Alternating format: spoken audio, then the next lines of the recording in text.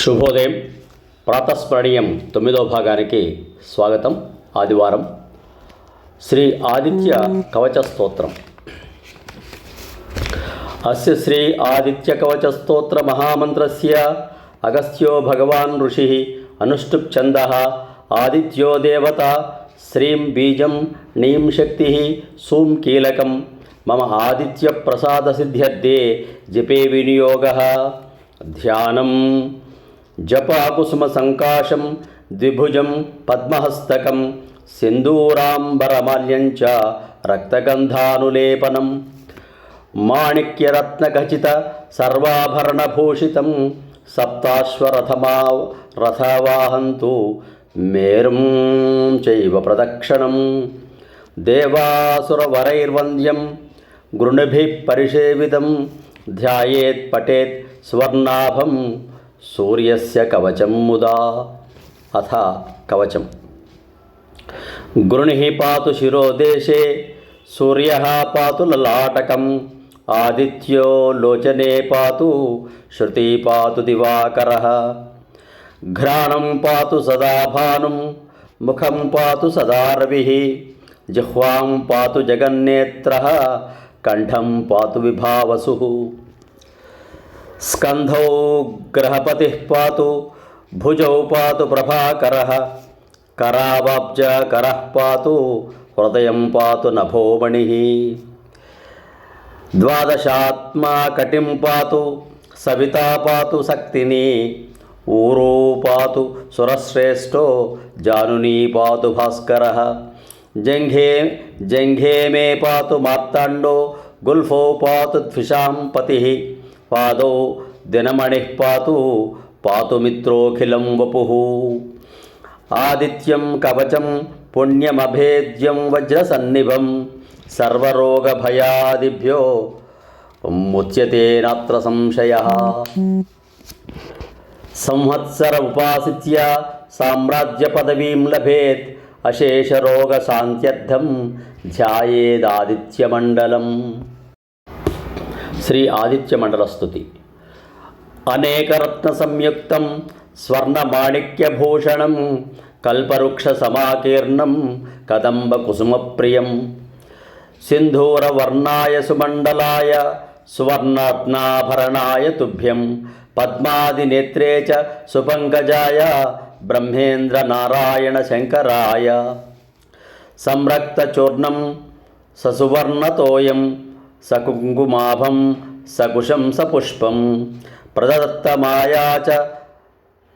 ప్రదత్తమాదాయ చ హేమపాత్రే ప్రశస్తనాదం భగవన్ ప్రసీద. ఇది ఆదిత్య కవచం. ఈ ఆదిత్య కవచంలో సూర్యభగవానుడు దీనిని పఠించే వారి శరీరాన్ని మొత్తం కాపాడుతాడు. కవచము అంటే రక్షణగా శరీరానికి తొడుక్కునేది. నేడు బుల్లెట్ ప్రూఫ్ జాకెట్ లాంటిది.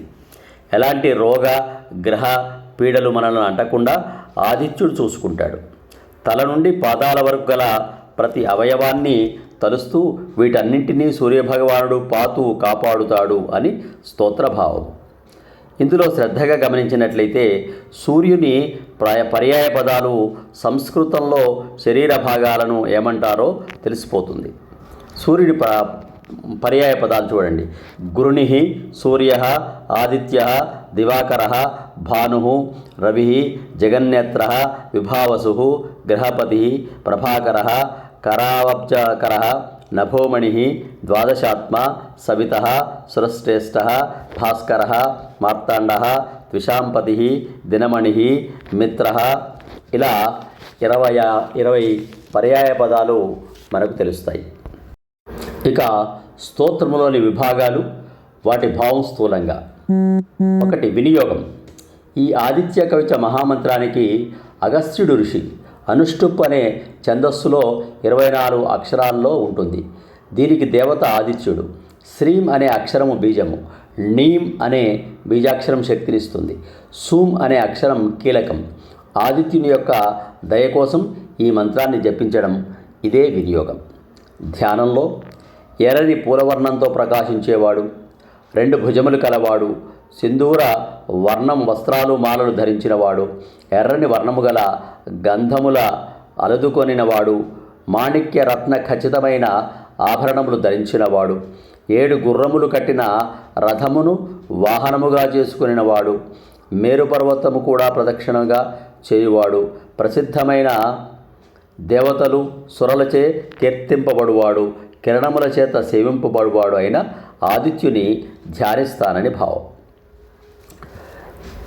అథ కవచం అనే విభాగంలో శిరస్సు నుండి పాదముల వరకు గల సమస్త శరీరాంగములను ఆదిత్యుని యొక్క పర్యాయ పదములు శ్లోకములో ఉంచుతూ పాతు రక్షిస్తాడని కవచంలోని శ్లోకములలో గల భావం.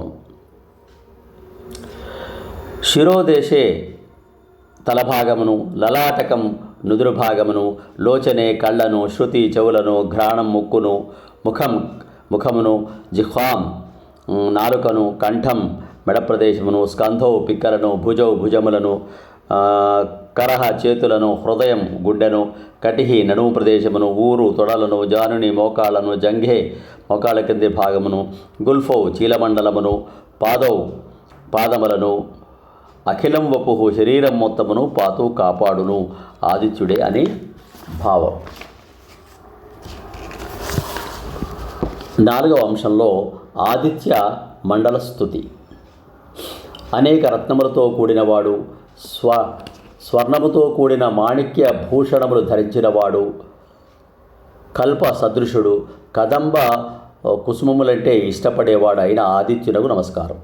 సింధూర వర్ణం వాడు, మండలాకారంలో ఉండేవాడు, సువర్ణ రత్నాభరణములతో ప్రకాశించువాడు, పద్మనేత్రుడు, బ్రహ్మ, ఇంద్రుడు, శంకరుడు, నారాయణ స్వరూపుడు. మంచి హేమపాత్రలో నీకు ప్రీతికరములైన వస్తువులు సమర్పిస్తున్నాం భగవన్, ప్రసీద సంతృప్తి పొందు అని మమ్ములను సర్వకాల సర్వావస్థల్లో రక్షింపమని ఈ కవచము యొక్క ముఖ్య ఉద్దేశము, ముఖ్య భావము భక్తుల యొక్క ఆర్తిని తెలుపుకుంటున్నారు. ఇలాంటి మరిన్ని స్తోత్రాలు స్థూలభావ సమన్వితంగా వినాలంటే ఈ ఛానల్ను లైక్ చేయండి, సబ్స్క్రైబ్ చేసుకోండి, మీ సన్నిహితులకు షేర్ చేయండి, దీనిపై కామెంట్ చేయండి. సూర్యానుగ్రహ ప్రాప్తిరస్తు. మరొక స్తోత్రంతో ప్రాతస్మరణీయంలో స్వస్తి. శుభం భూయాత్. సమస్త సన్మంగళాని భవంతు.